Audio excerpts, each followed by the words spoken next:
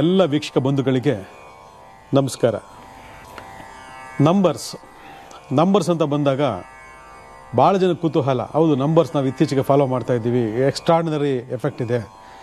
ನಾವೊಂದು ವೆಹಿಕಲ್ ತೊಗೊಳ್ಳಿ, number follow ಮಾಡ್ತೀವಿ. ಮೊಬೈಲ್ ನಂಬರ್ ತೊಗೊಳ್ಳಿ, ನಂಬರ್ ಫಾಲೋ ಮಾಡ್ತೀವಿ. ನೇಮ್ ನಂಬರು ನಾವು ಇತ್ತೀಚೆಗೆ ಚೇಂಜ್ ಮಾಡ್ಕೊಂಡಿದ್ದೀವಿ. ಎಲ್ಲೋ ಒಂದು ಕಡೆ ಯಾವುದೋ ಒಂದು ಪಾಸಿಟಿವ್ ಎಕ್ಸ್ಪೀರಿಯೆನ್ಸ್ ಇದೆ ಅಂತೇಳಿ ಇವತ್ತು ಸಾವಿರಾರು ಜನ ಹೇಳ್ತಾ ಹೋಗ್ತಾರೆ. ಅಲ್ಲಿಗೆ ಆ ನಂಬರ್ಸ್ ಅಂದರೆ ಯಾರು? ನಂಬರ್ಸ್ ಅಂದರೆ ನೀವು ಹೇಳ್ತಕ್ಕಂಥ 1 2 3 4 5 6 ಅಂತನಾ, ಅಥವಾ ಆ ನಂಬರ್ಸ್ ಹಿಂದೆ ಇರತಕ್ಕಂತಹ ಶಕ್ತಿಯ? ಇದನ್ನು ನಾವು ನೋಡ್ಕೋಬೇಕು.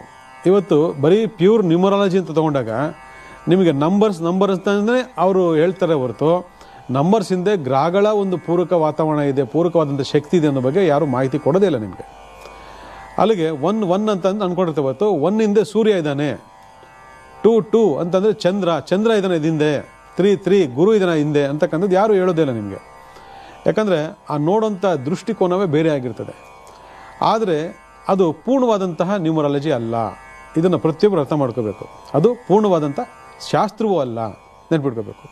ಒಂದು ಶಾಸ್ತ್ರ ಅಂತ ಬಂದಾಗ ನೋಡ್ತಕ್ಕಂಥ ದೃಷ್ಟಿನಲ್ಲಿ ಬದಲಾವಣೆಗಳು ಇದ್ದರೂ ಕೂಡ ಆ ಬದಲಾವಣೆಗಳು ಆಗ್ತಿರ್ತಕ್ಕಂಥದ್ದು ಯಾರಿಂದ? ಅದರ ಹಿಂದೆ ಇರತಕ್ಕಂಥ ಗ್ರಹ ಶಕ್ತಿಗಳಿಂದ.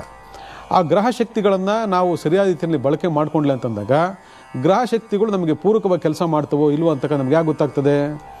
ಇವತ್ತು ನಾವು ಮೊದಲನೇ ಭಾಗದಲ್ಲಿ ಹೇಳ್ದಂಗೆ ಎಲ್ಲ ಮಕ್ಕಳು ಬೇಕು ಅಂತಕ್ಕಂಥ ಡೇಟ್ನಲ್ಲಿ, ಅಥವಾ ತುಂಬ ರಾಜಯೋಗ ಇರ್ತಕ್ಕಂಥ ಡೇಟ್ನಲ್ಲಿ, ಅಥವಾ ಯೋಗಗಳು ಉತ್ಪನ್ನ ಆಗ್ತಕ್ಕಂಥ ಡೇಟ್ಗಳು ಹುಟ್ಟಲಿಕ್ಕೆ ಸಾಧ್ಯನೇ ಇಲ್ಲ. ಕೆಲವರು ಹುಟ್ಟುತ್ತಾನೆ, ಕೆಲವರು ಹುಟ್ಟೋದಿಲ್ಲ.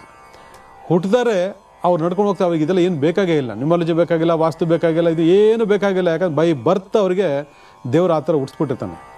ಈ ಪೇಜರಿಂದ ಹಿಡಿದು, ಮೊಬೈಲಿಂದ ಹಿಡಿದು ಇವತ್ತು ಬೇರೆ ಏನೇ ನೀವು ಯೂಸ್ ಮಾಡ್ತೀರಾ ಪ್ರತಿಯೊಂದು ಕೂಡ, ಮನೆ ಆಗಿರ್ಬೋದು, ಸೈಟ್ ಆಗಿರ್ಬೋದು, ಬಂಗ್ಲೆ ಆಗಿರ್ಬೋದು, ಕಟ್ಟಡ ಆಗಿರ್ಬೋದು, ಹೊಲ ಗದ್ದೆ ಏನೇ ಆಗಿರ್ಬೋದು, ನಿಮ್ಮ ವಾಹನ ಆಗಿರ್ಬೋದು, ಅಥವಾ ನೀವು ತೊಗೊಳ್ತಕ್ಕಂಥ ಎಷ್ಟೇ ಮೊಬೈಲ್ ನಂಬರ್ಗಳಾಗಿರ್ಬೋದು, ನೀವು ಕಟ್ಕೊಳ್ತಕ್ಕಂಥ ಹೆಂಡತಿ ಆಗಿರ್ಬೋದು, ಗಂಡ ಆಗಿರ್ಬೋದು, ಮಕ್ಕಳಾಗಿರ್ಬೋದು, ತಂದೆ ತಾಯಿ ಆಗಿರ್ಬೋದು, ಬಂಧು ಬಳಗ ಆಗಿರ್ಬೋದು, ನೀವು ಯಾರು ಫ್ರೆಂಡ್ಶಿಪ್ ಮಾಡ್ತೀರಾ ಆ ಫ್ರೆಂಡ್ಶಿಪ್ಗಳಾಗಿರ್ಬೋದು, ಅಥವಾ ನೀವೇನು ವ್ಯವಹಾರ ಮಾಡ್ತೀರಾ, ಪಾರ್ಟ್ನರ್ಶಿಪ್ ಮಾಡ್ತೀರಾ ಅದಾಗಿರ್ಬೋದು, ಎಲ್ಲದರಲ್ಲೂ ಕೂಡ ಈ ಗ್ರಹ ವೈಪರೀತ್ಯಗಳನ್ನು ನೋಡ್ಬೋದು.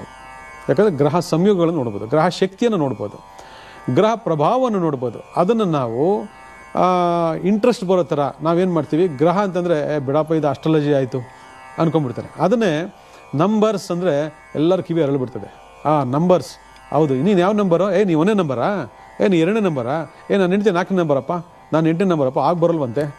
ಈ ಥರ ಒಂದು ಕಾಂಪ್ಲಿಕೇಶನ್ ಶುರು ಆಗ್ಬಿಟ್ಟಿದೆ ಇತ್ತೀಚೆಗೆ. ಆದರೆ ಅದರಿಂದ ಇರತಕ್ಕಂತಹ ಗ್ರಹ ನಿಮಿತ್ತಗಳನ್ನು ನಾವು ಪರಿಗಣನೆ ತೆಗೆದುಕೊಳ್ಳದೇ ಇದ್ದರೆ, ನೀವು ಎಷ್ಟೇ ನಂಬರ್ ಫಾಲೋ ಮಾಡಿದ್ರು, ಎಷ್ಟೇ ನಂಬರ್ ಬಿಟ್ಟು ಹಾಕಿದ್ರು, ಅದು ನಿಮ್ಮನ್ನು ಏನು ಮಾಡಿದ್ರು ಬಿಡೋದೇ ಇಲ್ಲ. ಅದನ್ನೇ ಜನ್ಮದೋಷ ಅಂತ ನಾವು ಕರ್ಕೊಳ್ತಾ ಬಂದ್ವಿ, ನಮ್ಮ ಸಂಶೋಧನೆ ಅದು. ಈ ರೀತಿ ಲೆಕ್ಕಾಚಾರ ತಂದಾಗ ಇವತ್ತು ಒಂದು ನೇಮ್ ನಂಬರ್ ಅಂತ ಬಂದಾಗ, ನೇಮ್ ಇಡಬೇಕು ಅಂತಂದಾಗ, ಇಲ್ಲಪ್ಪ ನಾನು ಇಷ್ಟಲ್ಲಿ ನಾನು ನೇಮ್ ಇಡ್ತಾ ಇದ್ದೀನಿ. ಇವತ್ತು ಹೇಳಿದೆ ನಾನು 1 ಯಾರು ಇವತ್ತು ಹುಡ್ತಕ್ಕಂಥ ಮಕ್ಕಳುಗಳಿಗೆ ಬರ್ತ್ ನಂಬರ್ 2, ಫ್ಯೂಚರ್ ನಂಬರ್ 2. ಇವತ್ತು ಶುಕ್ರವಾರ, ಮೃಗಶಿರ ನಕ್ಷತ್ರ. ಈ ನಕ್ಷತ್ರಕ್ಕೆ ಅನುಗುಣವಾಗಿ, ಈ ಜನ್ಮ ಸಂಖ್ಯೆ ಅನುಗುಣವಾಗಿ, ಈ ಭಾಗ್ಯ ಸಂಖ್ಯೆ ಅನುಗುಣವಾಗಿ ಇವತ್ತು ಮಕ್ಕಳಿಗೆ 1, 5, 6ರಲ್ಲಿ ನೇಮ್ ಇಡಬೇಕು ಅಂತ ಹೇಳಿದೆ. ಈಗ 1, 5, 6 ಅಂತಂದ್ರೆ ಏನು ಮಾಡಬೇಕು? ಟೋಟಲ್ ಮಾಡಿದ್ರೆ ಎಷ್ಟು ಬರಬೇಕು? 1 ಬರಬೇಕು. ಟೋಟಲ್ ಮಾಡಿದ್ರೆ ಎಷ್ಟು ಬರಬೇಕು? 5 ಬರಬೇಕು. ಟೋಟಲ್ ಮಾಡಿ ಎಷ್ಟು ಬರಬೇಕು? 6 ಬರಬೇಕು. ಆಯಿತು. ಯಾವ ಬೇಸ್ ಮೇಲೆ ಇಡಬೇಕು? ಯಾವ ಬೇಸ್ ಮೇಲೆ ಇಡಬೇಕು ಅಂತಂದರೆ, ಇಂಗ್ಲೀಷ್ ಅಕ್ಷರಗಳಿಗೆ ಒಂದು ಅಕ್ಷರಗಳ ಒಂದು ವ್ಯಾಲ್ಯೂ ಇದೆ. ಆ ವ್ಯಾಲ್ಯೂವನ್ನು ಇಟ್ಕೊಂಡು ನಾವೇನು ಮಾಡ್ತೀವಿ, ಈ ಅಕ್ಷರಗಳಲ್ಲಿ ನಾವು ಲೆಕ್ಕಾಚಾರ ಮಾಡಿಕೊಂಡು 1ನೇ ನಂಬರಲ್ಲಿ, 5ನೇ ನಂಬರಲ್ಲಿ, 6ನೇ ನಂಬರಲ್ಲಿ ಇಷ್ಟಿರ್ತೀವಿ. ಆದರೆ ಒಂದು ನೆನಪಿರಲಿ, ಈ 3 ಸಂಖ್ಯೆಗಳ ನೇಮ್ಗಳನ್ನು ನಾವು ದ್ವಿಗುಣಗೊಳಿಸಿದಾಗ, ಒಂದಕ್ಕಿಂತ ಒಂದು ಹೆಚ್ಚಾಗಿ ದ್ವಿಗುಣಗೊಳಿಸ್ಕೊಂಡು ಹೋದಾಗ ಅದೇನಾಗ್ತದೆ, ನಮಗೆ ಲೆಕ್ಕಾಚಾರ ಏಕಂಕಿ ಬಂದು ಒಂದೇ ಸಂಖ್ಯೆ ಆಗಿದ್ರು ಕೂಡ ನಾವು ಟೋಟ್ಲ್ ಮಾಡ್ತಕ್ಕಂಥ ಒಂದು ಸಂಖ್ಯೆನೇ ಬಹಳ ಮುಖ್ಯವಾಗಿ ಕೆಲಸ ಮಾಡ್ತದೆ. ಇದನ್ನು ಪ್ರತಿಯೊಬ್ಬರು ಅರ್ಥ ಮಾಡ್ಕೊಳ್ಳಿ. ಈಗ ಎಕ್ಸಾಂಪಲ್, ಟೋಟ್ಲ್ ಮಾಡಿದ್ರೆ 1 ಬಂತು ಅಂತೀರ, ಅದು ಇಂಪಾರ್ಟೆಂಟ್ ಅಲ್ಲ. ಟೋಟ್ಲ್ ಮಾಡಿದ್ರೆ 5 ಬರಬೇಕು ಅಂತ ಹೇಳ್ತೀರ, ಅದು ಇಂಪಾರ್ಟೆಂಟ್ ಅಲ್ಲ. ಟೋಟ್ಲ್ ಮಾಡಿದ್ರೆ 6 ಬಂತು ಅಂದ್ಕೊಳ್ತೀರ, ಅದು ಇಂಪಾರ್ಟೆಂಟ್ ಅಲ್ಲ. ಈ 1 ಬರೋ ಹಿಂದೆ ಯಾವ ಸಂಖ್ಯೆ ಬಂತು? 1 ಬರೋ ಹಿಂದೆ ಯಾವ ಸಂಖ್ಯೆ ಬಂತು? ಎಕ್ಸಾಂಪಲ್ ಬೇರೆ ಏನು ಬೇಡಪ್ಪ, ನಿಮ್ಮ ಹೆಸರು ಟೋಟಲ್ ಮಾಡಿದ್ರೆ 10 ಬಂತಪ್ಪ. 10ಅನ್ನು ಪರಿಗಣನೆ ತೆಗೆದುಕೊಳ್ಬೇಕು. ಇದು ಕರೆಕ್ಟಾಗಿ ಕೇಳಿಸ್ಕೊಳ್ಳಿ, 10ಅನ್ನು ಪರಿಗಣನೆ ತೆಗೆದುಕೊಳ್ಬೇಕು. ಈಗ ಟೋಟಲ್ ಮಾಡಿದ್ರೆ 19 ಬಂತಪ್ಪ, 19ನ ಪರಿಗಣನೆ ತೊಗೊಳ್ಬೇಕು. 19ನ ಟೋಟಲ್ ಮಾಡಿದಾಗ 1, 10ನ ಟೋಟಲ್ ಮಾಡಿದಾಗ 1. ದಿಸ್ ಕಾಮನ್ನು. ಆದರೆ ಇದು 19 ಬಂತಾ, this is very very powerful number. 23 ಬಂತಾ, this is very very powerful number. 15 ಬಂತಾ, this is very very powerful number. ಈ ಥರ ನಾವು ನೇಮನ್ನು ಟೋಟ್ಲ್ ಮಾಡಿದಾಗ ಬರ್ತಕ್ಕಂಥ ಏಕಾಂಕಿ ಮುಖ್ಯ ಅಲ್ಲ, ಅದು ಜಸ್ಟ್ ಫಾರ್ ರೆಫರೆನ್ಸ್. ಆದರೆ ನಮಗೆ ಟೋಟಲ್ ಮುಖ್ಯವಾದ ವ್ಯಾಲ್ಯೂಯೇಷನ್ ಏನು ಬಂತು ಅಂತಕ್ಕಂಥದ್ದು ವೆರಿ ವೆರಿ ಇಂಪಾರ್ಟೆಂಟ್. ಈ ಲೆಕ್ಕ ತೊಗೊಂಡೋದಾಗ 19 ಎಕ್ಸಾಂಪಲ್ 19 ತೊಗೊಂಡ. 19 is very very powerful number. ಯಾಕಂದರೆ 9 1 10 ಆಗ್ತದೆ. 10 ಅಂತ ತೊಗೊಂಡಾಗ ಮತ್ತೆ ಅದನ್ನು 0 ತೆಗೆದಾಕಿದ್ರೆ 1 ಆಗ್ತದೆ. ಆದರೆ ಇಲ್ಲಿ ಸೂರ್ಯ ಮಂಗಳನ ಶಕ್ತಿಯನ್ನು ನಾವು ವೈಭವೀಕರಿಸಿದಾಗ ಅಲ್ಲಿ ಈ 19 ಅಂತಕ್ಕಂಥ ಸಂಖ್ಯೆ ಅಲ್ಲಿ ಬರ್ತದೆ. ಈ 19 ಸಂಖ್ಯೆ ಬಂದು ವೆರಿ ವೆರಿ ಹೈ ಪವರ್ ಇರತಕ್ಕಂಥ ಒಂದು ಸಂಖ್ಯೆ. ಇದಕ್ಕೆ ನಾವು ತ್ರೈಲೋಕ್ಯ ವಶದ ಸಂಖ್ಯೆ ಅಂತ ಕರಿತೀವಿ ನಾವು. ನೋಡಿ, 19ನಲ್ಲಿ ಯಾರು ಹುಟ್ಟಿದ್ದೀರಾ, 19ನಲ್ಲಿ ಯಾರು ಹೆಸರನ್ನ ಇಟ್ಕೊಂಡಿದ್ದೀರಾ, ಇವರೆಲ್ಲರೂ ಕೂಡ ತ್ರೈಲೋಕ್ಯ ವಶ ಆಗ್ತದಂತೆ. ಅಂದರೆ 3 ಲೋಕಗಳು ವಶ ಆಗ್ತದಂತೆ. ನಾವು ಇಟ್ಕೊಂಡಿದ್ದೀವಿ ಸ್ವಾಮಿ ನಮಗೇನು ಆಗಲಿಲ್ಲ ಅಂದರೆ ಅದು ಬರ್ತೀನಿ ಮ್ಯಾಟ್ರಿಗೆ. ಯಾಕಂದರೆ ಸೂರ್ಯ ಪ್ರಜ್ವಲಿಸ್ತಾ ಇರ್ತಾನೆ. ಎಂಥ ಸೂರ್ಯ ಅಂದರೆ ಅದು ಇದು ಮಾಡೋಕ್ಕಾಗಲ್ಲ. ಆದರೆ ಎಲ್ಲೂ ಅವನ ತಾಪನೇ ಕಾಣ್ತಾ ಇಲ್ವೇ, ಅವನ ತಾಪನೇ ಕಾಣ್ತಾ ಇಲ್ಲ, ಅವನು ಬೆಳಕೆ ಸರಿಯಾಗಿ ಕಾಣ್ತಾ ಇಲ್ಲ, ಎಲ್ಲ ಕೌದಾಗಿದೆ, ಮೋಡ ಕೌದಾಗಿದೆ ಅಂದರೆ ಅವನೆಲ್ಲ ಅಡಗೋಗಿರ್ತಾನೆ. ಸೂರ್ಯ ಕಾರ್ ಮೋಡದಿಂದ ಅಡಗೋಗಿದ್ದಾನೆ ಅಂತಂದರೆ ಸೂರ್ಯ ಇಲ್ಲ ಅಂತ ಅರ್ಥನ, ಅಥವಾ ಸೂರ್ಯನ ಬ್ರೈಟ್ನೆಸ್ ಇಲ್ಲ ಅಂತನ, ಅಥವಾ ಸೂರ್ಯನ ಬೆಳಕಿಲ್ಲ ಅಂತನ. ಹಾಗೆ ಇದು ಕೂಡ ನಂಬರ್ 19 ಅಂತಕ್ಕಂಥದ್ದು ತ್ರೈಲೋಕ್ಯ ವಶ ಆಗ್ತಕ್ಕಂಥ. ಅದರಲ್ಲೂ ಎಸ್ಪೆಷಲಿಗೆ ಇದು ಸೂಟಬಲ್ ಆಗುವಂಥ ಹೆಣ್ಮಕ್ಳಿಗೆ ನೇಮನ್ನು ಇಟ್ಬಿಟ್ಟ ಅಂತಂದರೆ ತ್ರೈಲೋಕ್ಯ ವಶವನ್ನು ಮಾಡ್ತಕ್ಕಂಥ ಅಷ್ಟು ಸ್ಟ್ರೆಂತ್ ಆದಂಥ ಹೆಣ್ಮಕ್ಳು ಹುಡ್ತಾರಂತೆ. ಅಂಥ ಹೆಣ್ಮಕ್ಳು ಏನಾದರೂ ಡಮ್ಮಿ ಆಗಿದ್ದರೆ ಆ ನಂಬರ್ ವೈಬ್ರೇಷನ್ಸು ಅವ್ರನ್ನ ಅಷ್ಟು ಅದ್ಭುತವಾದ ಮಟ್ಟಕ್ಕೆ ತೊಗೊಂಡೋಗ್ತದಂತೆ. ಇದನ್ನು ಪ್ರತಿಯೊಬ್ಬರು ಅರ್ಥ ಮಾಡ್ಕೊಳ್ಳಿ. ಇಲ್ಲ ನಾನು 90 ಇಟ್ಕೊಂಡಿದ್ದೀನಿ ನನಗೇನು ಎಫೆಕ್ಟ್ ಆಗಿಲ್ಲ ಅಂದರೆ ಆ ಸಬ್ಜೆಕ್ಟ್ ಬರ್ತೀನಿ. ಹಾಗೆ ಇಲ್ಲಿ 15 ಅಂತ ತೊಗೊಂಡಾಗ 15 ಅಂತಕ್ಕಂಥ ಸಂಖ್ಯೆ ಟೋಟಲ್ ಮಾಡಿದಾಗ 6 ಇಟ್ಕೊಳ್ಳಿ ಅಂತ ಹೇಳಿದೆ. 6 ಇಟ್ಕೊಳ್ತೀವಿ ಅಂತಂದರೆ 15 ಬಂತು ಮೊದಲನೇದಾಗಿ. ಈಗ ಎಕ್ಸಾಂಪಲ್ ತೊಗೊಂಡಾಗ ಆರ್ನವ್ ಅಂತ ಹೇಳ್ತೀವಿ, ಅಥವಾ ಅರ್ಜುನ್ ಅಂತ ಹೇಳ್ತೀವಿ. ಒಂದು ನೇಮ್ ಅರ್ಜುನ್. ಅರ್ಜುನ್ ಅಂದರೆ ಏನು? ಎ ಅಂದರೆ 1, ಆರ್ ಅಂದರೆ 2, ಜೆ ಅಂದರೆ 1, ಯು ಅಂದರೆ 6, ಎನ್ ಅಂದರೆ 5. ಅರ್ಜುನ್ 15 ಅಂತ ತಿಳ್ಕೊಳ್ಳಿ. ಈ ಥರ ಹೆಸರಿಟ್ಕೊಂಡ್ವಿ ಅಂತ ತಗೊಂಡ್ರೆ ಇದು ಲಕ್ಷ್ಮೀ ಸಂಭೂತವಾಗಿರ್ತಕ್ಕಂಥ ಸಂಖ್ಯೆ ಅಂತ ಹೇಳ್ತೀವಿ. ಅಂದರೆ ಲಕ್ಷ್ಮಿ ಅಂತಂದರೆ ನಿಮ್ಗೆ ಯಾರಿಗೆ ಬೇಡ ಲಕ್ಷ್ಮಿ ಹೇಳಿ ನೋಡೋಣ, ಯಾರಿಗೆ ಬೇಡ? ಬರೀ ಲಕ್ಷ್ಮಿ ಅಲ್ಲ, ಕೀರ್ತಿ ಪ್ರತಿಷ್ಠೆ ಕೊಡ್ತಕ್ಕಂಥ ಲಕ್ಷ್ಮಿ, ಭೋಗ ಭಾಗ್ಯವನ್ನು ಕೊಡ್ತಕ್ಕಂಥ ಲಕ್ಷ್ಮಿ, ಒಳ್ಳೆಯ ಸ್ಥಾನಮಾನವನ್ನು ಕೊಡ್ತಕ್ಕಂಥ ಲಕ್ಷ್ಮಿ. ಅಲ್ಲಿಗೆ ಈ 3 ಅಂಶಗಳನ್ನು ಸೇರಿಸ್ತಕ್ಕಂತಹ ಒಂದು ಲೆಕ್ಕ ತಗೊಂಡಾಗ 15 ಸಂಖ್ಯೆ ಅಂತಕ್ಕಂಥ ಬರ್ತದೆ. ಅದೇ ನೀವು ಹೋಗ್ಬಿಟ್ಟು ನಾನು 24 ಇಟ್ಟಿದ್ದೀನಿ, ಅದು ಟೋಟಲ್ ಮಾಡಿದ್ರೆ 6 ಆಗ್ತದೆ ಅಂದರೆ ಹಂಗಾಗಲ್ಲ. ನಾನು 42ರಲ್ಲಿ ಇಟ್ಟಿದ್ದೀನಿ ಹೆಸರನ್ನ, ಅದು ಟೋಟಲ್ ಮಾಡಿದ್ರೆ 4 + 2 ಟೋಟಲ್ ಮಾಡಿ 6 ಆಗುತ್ತೆ ಅಂದರೆ ಅದು ಆಗಲ್ಲ. ಅದು ಇಲ್ಲಿ ಬರೋದು ಸಿಂಗಲ್ 19, ಸಿಂಗಲ್ 15 ಈ ಸಂಖ್ಯೆಗಳು ಬರಬೇಕು. ಈ ಸಂಖ್ಯೆ ಬಂದಾಗ ಅದು ನೇಮ. ಯಾಕಂದರೆ ಇವತ್ತು ನಾವು ಭಾಳಷ್ಟು ಕಾರ್ಯಕ್ರಮಗಳಲ್ಲಿ ನೋಡಿ ಜನ್ಮ ಸಂಖ್ಯೆ ಮತ್ತು ಭಾಗ್ಯ ಸಂಖ್ಯೆ ಈ ಥರ ನೇಮ ನೀಡಿ ಅಂತಂದಾಗ ನಾವು ಇಟ್ಬಿಟ್ಟಿದ್ದೀವಿ. ಟೋಟಲ್ 1 ಬರುತ್ತೆ, 6 ಬರುತ್ತೆ, 6 ಬರುತ್ತೆ ಅಂತೇಳಿ ಸುಮಾರು ಜನ ಮೆಸೇಜ್ಗಳು ಮಾಡಿದ್ದೀರಾ. ಅದಕ್ಕೆ ಆ ಕ್ಲಾರಿಫಿಕೇಷನ್ ಮಾಡೋದಕ್ಕಂತಲೇ ಈ ದಿನ ಶುಕ್ರವಾರ ಮತ್ತು ಮುಂದಿನ ವಾರ ಕೂಡ ನಾವು ಈ ಪ್ಯೂರ್ ನ್ಯೂಮರಾಲಜಿ ಬಗ್ಗೆ ಮಾತಾಡ್ತಾ ಹೋಗ್ತೀವಿ. ಯಾವುದೇ ಮಾಧ್ಯಮದಲ್ಲಿ ಯಾವುದೇ ಒಂದು ಪತ್ರಿಕೆಯಲ್ಲೂ ಬದಿರತಕ್ಕಂಥ ಅದ್ಭುತವಾಗಿರ್ತಕ್ಕಂಥ ನ್ಯೂಮರಾಲಜಿ ವಿಷಯಗಳು. ಯಾಕಂದರೆ ಇದನ್ನು ತಿಳ್ಕೊಳ್ಬೇಕು. ನೀವು ಬೇಸಿಕ್ಕಾಗಿ ನಂಬರ್ಸ್ ಬಗ್ಗೆ ತಿಳ್ಕೊಳ್ಳಿ ಅಂತಂದಾಗ ಜೀವನದಲ್ಲಿ ನೀವೇನು ಸಾಧನೆ ಮಾಡಲಿಕ್ಕಾಗಲ್ಲ. ಯಾಕಂದರೆ ನೀವು ಫಾಲೋಅಪ್ ಮಾಡದೆ ಹೋದರೆ ನಿಮ್ಮನ್ನೊಂದು ಸಂಖ್ಯೆ ಫಾಲೋ ಮಾಡ್ತಾ ಇರ್ತದೆ, ನಿಮ್ಮೊಂದು ನಂಬರ್ ನಿಮ್ಮನ್ನು ಫಾಲೋ ಮಾಡ್ತಿರ್ತದೆ. ಆ ನಂಬರು ನಿಮ್ಮ ಜನ್ಮಕ್ಕೆ ಸಂಬಂಧಪಟ್ಟಂಥ ಸಂಖ್ಯೆ ಆಗಿರ್ತದೆ. ಅಲ್ಲಿಗೆ ಆ ನಂಬರ್ಸು ನಿಮ್ಮ ಜನ್ಮಕ್ಕೆ ಸಂಬಂಧಪಟ್ಟಂಥ ನಂಬರ್ ಆಗಿದ್ದರೆ ನಿಮಗೆ ಅದರಿಂದ ಒಳಿತಾಗುತ್ತಾ ಕೆಡಕಾಗುತ್ತಾ ಅನ್ನೋದನ್ನು ಯಾವ ಥರ ಯೋಚನೆ ಮಾಡಿದ್ದೀರಾ? ಇಲ್ಲ. ಅದಕ್ಕೆ ಸಾಕಷ್ಟು ಉದಾಹರಣೆಗಳು ನಮ್ಮಲ್ಲಿದ್ದಾವೆ. ಆದರೆ ಈ ನಂಬರ್ಸ್ ಬಗ್ಗೆ ನೀವು ತಿಳ್ಕೊಂಡಿಲ್ಲ ಅಂತಂದಾಗ ನಿಮಗೆ ಅದರ ಬಗ್ಗೆ ಜ್ಞಾನೋದಯ ಆಗೋದಿಲ್ಲ. ಯಾರಿಗೆ ಜ್ಞಾನೋದಯ ಆಗೋದಿಲ್ಲ ಅವ್ರ ಜೀವನದಲ್ಲಿ ಸಫರ್ ಆಗ್ತಾ ಹೋಗ್ತಾ ಇರ್ತಾರೆ. ಯಾರಿಗೆ ಜ್ಞಾನೋದಯ ಇರ್ತದೆ ಅವರು ಆ ನಂಬರು, ನನ್ನನ್ನು ಫಾಲೋ ಮಾಡ್ತಿರೋ ನಂಬರು ನೆಗೆಟಿವ್ ಪಾಸಿಟಿವ್ ಅಂತ ಹುಡುಕಾಟ ಮಾಡ್ತಾರೆ. ಒಂದ್ಸರಿ ಹುಡುಕಾಟ ಮಾಡಿ ಅದೇ ನೆಗೆಟಿವ್ ಆಗಿತ್ತು ಅಂದರೆ ನೀವು ಖಂಡಿತ ಸರಿ ಮಾಡ್ಕೋತೀರಾ. ನೀವು ಸರಿ ಮಾಡ್ಕೊಂಡಿಲ್ಲ ಅಂತ ಏನಾಗ್ತದೆ, ಅದು ನಿಮ್ಮನ್ನು ಫಾಲೋ ಮಾಡ್ತಿರ್ತದೆ, ಬಂದು ನಿಮ್ಮನ್ನು ಆವರಿಸ್ಕೊಂಡ್ಬಿಟ್ಟಿರ್ತದೆ. ಅದಕ್ಕೆ ನಾನು ಡೇಟು 4ನೇ ತಾರೀಕು ಕೊಟ್ಟಿದ್ದೀನಿ, ನನ್ನ ಮದುವೆ ಆಗಿದ್ದು 13ನೇ ತಾರೀಕು, ನನಗೆ ಹೆಂಡತಿ ಸಿಕ್ಕಿದಾಳೆ 31ನೇ ತಾರೀಕು, ನನ್ನ ಮಗ ಹುಟ್ಟಿದ 22ನೇ ತಾರೀಕು ಅಂದ್ಬಿಡ್ತೀರಾ. ಅಂದರೆ ಎಲ್ಲ ರಾಹು ರಾಹು ರಾಹು ರಾಹು. ಒಂದು ರಾಹುನೇ ತಡ್ಕೊಳಕ್ಕಾಗದೆ ನಾವು 2 ವರ್ಷ ನಮ್ಮ ಇಡೀ ಜೀವನನ ಬಲಿ ಕೊಟ್ಕೊಂಡಿದ್ದೀವಿ. ಆಯಿತಾ? ಇನ್ನು 3-4 ರಾಹುಗಳು ಮನಲಿದ್ರೆ ಅಥವಾ ನಿಮ್ಮ ಸುತ್ತಕೊಂಡಿದ್ರೆ ನಿಮ್ಮ ಜೀವನ ಏನಾಗ್ಬೋದು ಹೇಳಿ ನೋಡೋಣ. ಕೆಲವು ವಾದ ಮಾಡಿದೆ, ಆನೆಗೂ ಸಿಂಹಗೂ ಹಾಕಲ್ವಲ್ಲ ಗಜಕೇಸರಿ ಯೋಗ ಅಂತೀರಂತ. ಆನೆ ಯೋಗ ಆನೆಯಿಂದ ನಮಗೆ ಬರ್ತದೆ, ಸಿಂಹದ ಯೋಗ ಸಿಂಹದಿಂದ ನಮಗೆ ಬರ್ತದೆ. ಅವೇನು ಎರಡೂ ಸೇರ್ಕೊಂಡು ಡ್ಯಾನ್ಸ್ ಆಡೋಲ್ವಲ್ಲ, ಫೈಟಿಂಗ್ ಆಡೋದಿಲ್ವಲ್ಲ, ಅವಕ್ಕೆ ಆಗ್ಬರಲ್ಲ ಅದಕ್ಕೆ. ಫೈಟಿಂಗ್ ಆಡ್ತಿದ್ದಾವ, ಆಗೋದಿಲ್ಲ ಅದಕ್ಕೆ. ಅದರ ಯೋಗ ಅಂದ್ರೇನು, ಚಂದ್ರ ಗುರು ಸಂಯೋಗ ಆಯಿತು ಅಂದಾಗ ಇದು ಗಜಕೇಸರಿ ಯೋಗ ಸಂಯೋಗ ಆಗುತ್ತಂತೀವಿ. ಗಜಕೇಸರಿ ಸಂಯೋಗ ಅಂದಾಗ ಗಜ ಅಂದರೆ ಆನೆ, ಆನೆಯಿಂದ ಬರ್ತಕ್ಕಂತಹ ಒಂದು ಯೋಗ ಏನಿದೆ ಮಹಾಲಕ್ಷ್ಮಿ ಅಂಶಪೂರ್ವಕವಾಗಿರ್ತಕ್ಕಂಥದ್ದು. ಕೇಸರಿ ಸಿಂಹ, ಸಿಂಹದ ಬರ್ತಕ್ಕಂಥ ದುರ್ಗಾ ಶಕ್ತಿಯಿಂದ ಬರ್ತಕ್ಕಂಥ ಒಂದಿದು. ಅಲ್ಲಿಗೆ ಲಕ್ಷ್ಮಿ ಮತ್ತು ದುರ್ಗಾ ಸಂಗಮವೇ ಗಜಕೇಸರಿ ಯೋಗ. ನೋಡಿ ಎಷ್ಟು ಜನ ಗೊತ್ತಿಲ್ಲ ಇದು. ಯಾಕಂದ್ರೆ ಅಸ್ಟ್ರಾಲಜರ್ ಯಾರು ಹೇಳಲ್ಲ ಇದನ್ನು, ಯಾಕಂದರೆ ಪುಸ್ತಕದಲ್ಲಿ ಬರ್ದಿರ್ತಾರೆ, ಪುಸ್ತಕದ ಬದನೆಕಾಯಿ ಗುರು ಚಂದ್ರ ಸೇರಿದ್ರೆ ಇದು ಗಜಕೇಸರಿ ಯೋಗ ಅಂತ. ಬಟ್ ವಾಟ್ ಈಸ್ ಗಜಕೇಸರಿ ಯೋಗ, ಹೌ ಟು ವರ್ಕ್ ಅಂತ ಯಾರೂ ಹೇಳೋದಿಲ್ಲ ಇದನ್ನು. ಆದರೆ ಇಲ್ಲಿ ನಾವು ವಿಂಗಡಣೆ ಮಾಡಿಕೊಂಡು ವಿಶ್ಲೇಷಣೆ ಮಾಡ್ಕೊಂಡಾಗ ಅದು ದುರ್ಗಾ ಲಕ್ಷ್ಮಿ ಅಂಶ ಇರ್ತಕ್ಕಂಥದ್ದು. ದುರ್ಗಾ ಲಕ್ಷ್ಮಿ ಫೈಟಿಂಗ್ ಆಡ್ತಾರಂತ ಏನು ಹೇಳೋಕ್ಕಾಗತ್ತೆ? ಎಲ್ಲಿಂದ ಫೈಟಿಂಗ್ ಆಡ್ತಾರೆ ಅವರು? ಹೇಳಿ ನೋಡೋಣ. ಮಹಾಕಾಳಿ, ಮಹಾಲಕ್ಷ್ಮಿ, ಮಹಾಸರಸ್ವತಿ ಅಂತ ಹೇಳ್ತೀವಿ ನಾವು.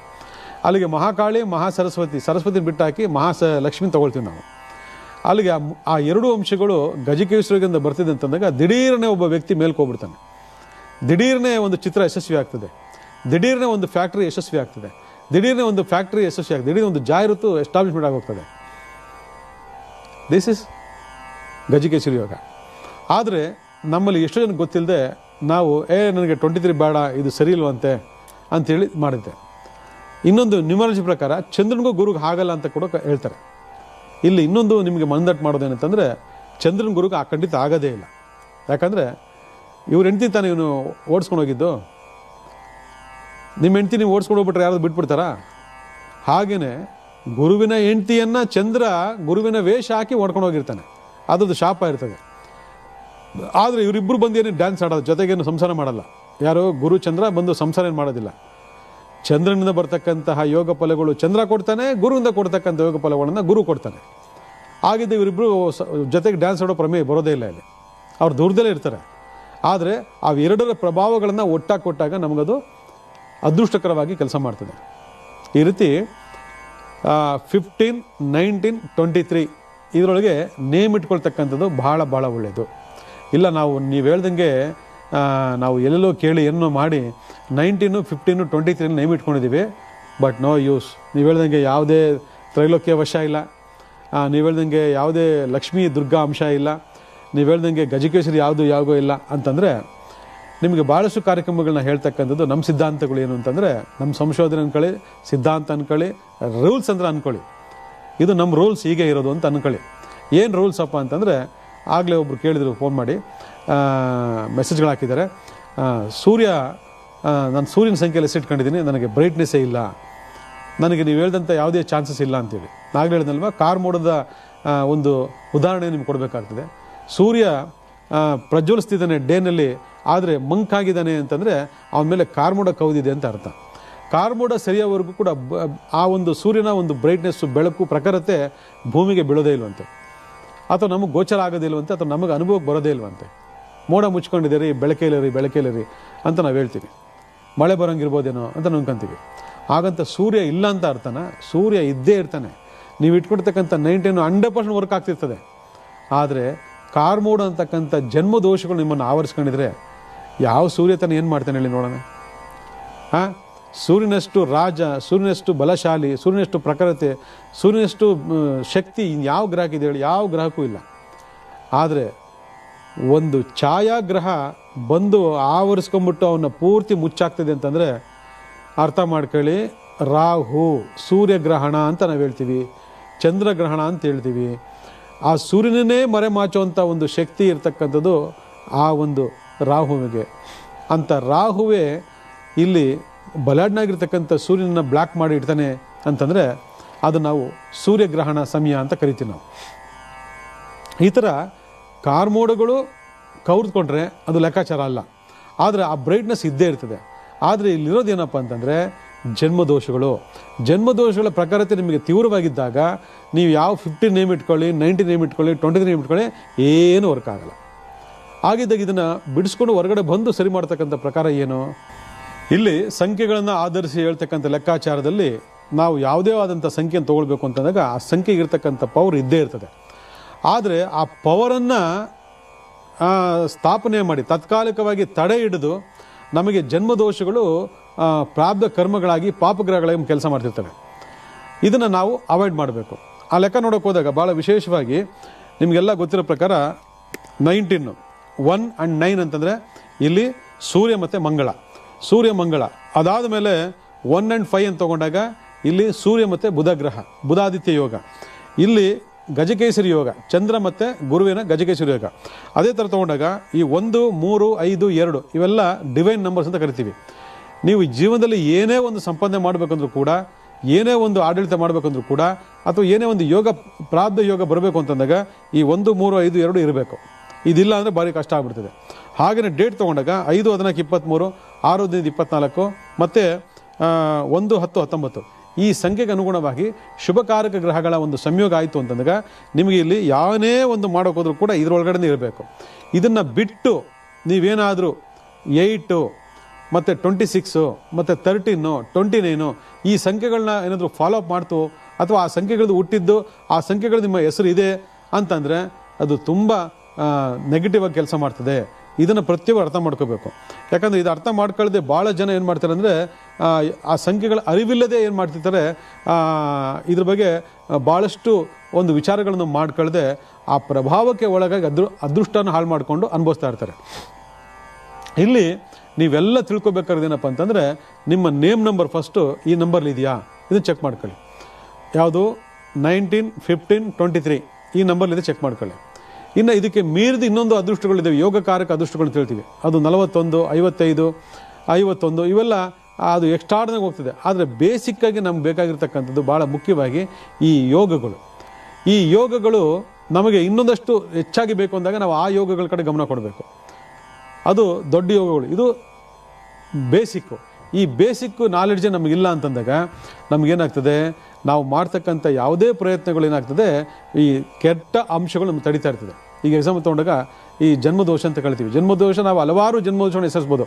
ಅದರೊಳಗೆ ಭಾಳ ಮುಖ್ಯವಾಗಿ ಸರ್ಪದೋಷ ಆಗಿರ್ಬೋದು, ಕಾಳಸರ್ಪದೋಷ ಆಗಿರ್ಬೋದು, ಪಿತೃದೋಷ ಆಗಿರ್ಬೋದು, ವಾಮಾಚಾರ ಬಾಧೆಗಳಾಗಿರ್ಬೋದು, ಅಥವಾ ಪ್ರೇತ ಬಾಧೆ ಆಗಿರ್ಬೋದು, ಅನ್ಯ ಪ್ರೇತ ಬಾಧೆ ಆಗಿರ್ಬೋದು. ಇವೆಲ್ಲ ನಮಗೆ ಭಾಳ ಮುಖ್ಯವಾಗಿ ಕೆಲಸ ಮಾಡ್ತಾ ಬರ್ತದೆ. ಎಷ್ಟು ಮಟ್ಟಿಗೆ ಕೆಲಸ ಮಾಡುತ್ತೆ ಅಂದರೆ, ನೀವು ನಾನು ಹಾಗೆ ಹೇಳ್ದಂಗೆ ಒಂದು ಬ್ರೈಟ್ ಆದ ಸೂರ್ಯ ಇರ್ತಾನೆ, ಬಟ್ ಕಾರ್ಬನ್ ಮುಚ್ಕೊಂಡು ಬ್ರೈಟ್ ಸೂರ್ಯನ ಒಂದು ಬೆಳಕು ನಮ್ಗೆ ಕಾಣ್ತಿಲ್ಲ ಅಂತಕ್ಕಂಥ ಲೆಕ್ಕಾಚಾರದ ಪ್ರಕಾರ. ಅದೇ ಥರನೇ ನಿಮ್ಮ ಯೋಗಗಳು ಅದೃಷ್ಟಗಳು ಈ ಗ್ರಹಗಳ ಮೂಲಕ ನಿಮಗೆ ಸಂಯೋಗ ಆಗಿದ್ದು ನನಗೆ ರಿಸಲ್ಟೇ ಇಲ್ಲ ಅಂತಂದರೆ ಈ ಪ್ರಾಬ್ಲಮ್ಸ್ಗಳು ನಿಮಗೆ ಬೆಟ್ಟದಾಗಿ ಬೆಳೆದಿರಬೇಕು. ಅವುಗಳನ್ನ ಸರಿಸದೆ ನಾವು ಯಾವುದೇ ಅದೃಷ್ಟವನ್ನು ಪಡ್ಕೊಳ್ಳೋಕ್ಕೆ ಸಾಧ್ಯನೇ ಇಲ್ಲ. ಇದನ್ನು ಪ್ರತಿಯೊಬ್ಬರು ಅರ್ಥ ಮಾಡ್ಕೋಬೇಕು. ಇದನ್ನು ಅರ್ಥ ಮಾಡ್ಕೊಂಬಿಟ್ಟು ನೇಮ್ ನಂಬರ್ ಇದು ಮಾಡ್ಕೋಬೇಕು. ಅದಕ್ಕೆ ಇಂಗ್ಲೀಷ್ ಅಕ್ಷರಗಳ ಒಂದು ಫಾರ್ಮುಲಾ ಕೂಡ ಇದೆ, ಅದನ್ನು ಕೂಡ ಇವತ್ತು ನಾನು ನಿಮ್ಗೆ ಹೇಳ್ಕೊಡ್ತೀನಿ. ಭಾಳ ಜನ ಇಟ್ಕೊಂಡಿದ್ದಾರೆ ಅಂತ ತೊಂದರೆ ಏನಿಲ್ಲ. ಆದರೂ ಇಲ್ದಿರೋರಿಗೆ ಅಟ್ಲೀಸ್ಟ್ ನಿಮ್ಮ ನೇಮನ್ನು ಈಗ ಹೆಸರು ಬರ್ಕೊಳ್ಳಿ. ಯಶೋಧ ಟೋಟ್ಲ್ ಮಾಡ್ಕೊಳ್ಳಿ ಎಷ್ಟು ಬರ್ತದೆ ಅಂತೇಳಿ, ಆಯಿತಾ. ರಾಜ ಎಷ್ಟು ಬರ್ತದೆ ಟೋಟ್ಲ್ ಮಾಡ್ಕೊಳ್ಳಿ. ಆನಂದ ಎಷ್ಟು ಬರ್ತದೆ ಬರ್ಕೊಳ್ಳಿ. ಈ ಥರ ಆ ಟೋಟಲ್ ವ್ಯಾಲ್ಯುವೇಷನ್ ಬರ್ತಕ್ಕಂಥ ಒಂದು ಸಂಖ್ಯೆ ನಿಮ್ಮ ಇದಕ್ಕೆ ಸೂಟಬಲ್ ಆಗಿಲ್ಲ, ಅಥವಾ ಶುಭಕಾರಕ ಯೋಗ ತರ್ತಕ್ಕಂಥ ಒಂದು ಸಂಖ್ಯೆಲಿ ಇಲ್ಲ ಅಂತಂದಾಗ ನೀವು ಏನೇ ಮಾಡಿದ್ರು ಕೂಡ ಜೀವನದಲ್ಲಿ ಕುಂಟ್ಕೊಂಡು ಹೋಗ್ತಾನೆ ಇರ್ತೀರ ಹೊರತು ನೀವೆಲ್ಲಿ ಬರೋಕ್ಕೆ ಸಾಧ್ಯನೇ ಇಲ್ಲ. ಇದರಲ್ಲಿ ನಾನು ಮುಂದು ತಾ ಮುಂದು, ಇದು ಅಣ್ಣ ತಮ್ಮ, ಅವನು ಬೇರೆ ಇವನು ಬೇರೆ, ಭೇದ ಭಾವ, ಹಳ್ಳಿ ನನ್ನ ನಾಡು ನನ್ನ ಸಿಟಿ ಅವೆಲ್ಲ ಯಾವುದೂ ಇಲ್ಲ. ನೀವು ಹಳ್ಳಿಲಾದರೂ ಹುಟ್ಟಿ, ದಿಲ್ಲಿಲಾದರೂ ಹುಟ್ಟಿ, ನೀವು ಎಲ್ಲ ಬೇಕಾದ್ರೂ ಹುಟ್ಟಿ, ಆದರೆ ವೈಬ್ರೇಷನ್ಸ್ ಏನಿದೆ ಅದು ಒಂದೇ ಒಂದು ವೈಬ್ರೇಷನ್, ಅದು ಬೇರೆ ಚೇಂಜ್ ಸಾಧ್ಯನೇ ಇಲ್ಲ. ಅದಕ್ಕೆ ಈ ಅಕ್ಷರಗಳ ವ್ಯಾಲ್ಯೂಯೇಷನ್ನ ರೆಕಾರ್ಡ್ ಮಾಡ್ಕೊಳ್ಳಿ. ಪ್ರತಿಯೊಬ್ಬರು ಕೂಡ ಇದನ್ನು ಟೋಟಲ್ ಮಾಡ್ಕೊಳ್ಳಿ. ಯಾಕಂದರೆ ಅದೃಷ್ಟ ಅಂತಕ್ಕಂಥದ್ದು ದೇವರು ನಮಗೆ ಕೊಟ್ಟಿರ್ತಾನೆ, ಅದೇ ಅದು ತಾತ್ಕಾಲಿಕವಾಗಿ ತಡೆಯಾಗಿರ್ತದೆ, ಅದು ಗೊತ್ತಿರಲ್ಲ ನಮಗೆ. ಅಥವಾ ನಾವು ಅದೃಷ್ಟವಂತರೇ ಅಲ್ಲ, ನೀವು ಹೇಳಿದಂಗೆ ನಾವು ಭಾಳ ದುರದೃಷ್ಟವಂತ ಅಂದಾಗ ಈ ನಂಬರ್ಗಳನ್ನು ಹೆಸರಿನ ಮೂಲಕ, ಮನೆಯ ಸಂಖ್ಯೆ ಮೂಲಕ, ವಾಹನದ ಮೂಲಕ, ಹೊಲ ತೊಟ್ಟ ಗೋದ ಫ್ಯಾಕ್ಟ್ರಿ ಮೂಲಕ ನಾವು ಯಾವಾಗ ಅಳವಡಿಸ್ಕೊಳ್ತೀವಿ ಆವಾಗ ಆಟೋಮೆಟಿಕ್ ನಮಗೆ ಚೇಂಜ್ ಆಗ್ತಾ ಬರ್ತದೆ. ಅದೇನಪ್ಪ ಅಂದರೆ AIJYQ1, BKR2, CSLG3, DTM4, EHNX5, UVW6, OZ7, FP ಬಂದು 8. ನೋಡಿ ಅಲ್ಲಿ 1ರಿಂದ 8 ಸಂಖ್ಯೆ ಬಂತು. ಆ 1 and 8 ಟೋಟಲ್ ಮಾಡಿದಾಗ ಎಷ್ಟಾಗುತ್ತೆ, ಮತ್ತೆ 9 ಆಗಿಬಿಡ್ತದೆ. Very simple. ಆಮೇಲೆ 9 ಹೇಳಿಲ್ಲ ನೀವು ಅಂತ ಅದು ಬೇರೆ ಮೆಸೇಜ್ ಹಾಕ್ಬೇಡಿ. 1 and 8 ಟೋಟಲ್ ಮಾಡಿದ್ರೆ ಎಷ್ಟು, ನಂಬರ್ 9. ಅಲ್ಲಿಗೆ 9ನೇ ಸಂಖ್ಯೆ ಅದು ಒಳಗಡೆ ಅಡಗಿದೆ ಅಂತ ಅರ್ಥ. ಯಾವುದಲ್ಲಿ 1 and 8 ಒಳಗಡೆ 9ನೇ ಸಂಖ್ಯೆ ಅಡಗಿದೆ. ಅಲ್ಲಿಗೆ ನಾವು ಕ್ಯಾಲ್ಕುಲೇಷನ್ ಮಾಡ್ತಕ್ಕಂಥ ಈ ಒಂದು ಸಂಖ್ಯೆಯಲ್ಲಿ ನಾವು ಈ ನಿಮಿತ್ತಗಳನ್ನು ನೋಡ್ಕೋಬೇಕಾಗ್ತದೆ. ಈ ನಿಮಿತ್ತಗಳಲ್ಲಿ ಏನಾದರೂ ಒಂದು ಸ್ವಲ್ಪ ವ್ಯತ್ಯಾಸ ಆಯಿತು ಅಂದರೆ ತೊಂದರೆ ಆಗ್ಬಿಡ್ತದೆ. ಅದರೊಳಗೆ 13 most dangerous number, 8 most dangerous number, 29 most dangerous number. ಅಲ್ಲಿಗೆ ಈ ಕಾಂಬಿನೇಷನಲ್ಲಿ ನಾವೇನು ಇಟ್ಕೊಳ್ತೀವಿ ಅಂತ ತೊಂದರೆ ಆಗೋಗ್ತದೆ. ಹಾಗೆಯೇ 17 ಮೋಸ್ಟ್ ಡೇಂಜರಸ್ಸು, 26ನೇ ಸಂಖ್ಯೆಗಳು ಮೋಸ್ಟ್ ಡೇಂಜರಸ್ಸು. ಪ್ರಪಂಚದಲ್ಲಿ ನಡೀತಕ್ಕಂಥ ಎಲ್ಲ ದುರ್ಘಟನೆಗಳು ಕೂಡ ಈ ಸಂಖ್ಯೆಗಳಲ್ಲಿ ಹೆಚ್ಚು ನಡೆದಿರ್ತಕ್ಕಂಥದ್ದು ಸ್ಪಷ್ಟವಾಗಿ ಗೊತ್ತಾಗ್ತದೆ. ಚೆಕ್ ಮಾಡ್ಕೊಳ್ಳಿ, ನೋಡೋಣ. ಒಳ್ಳೆಯದಾಗಲಿ.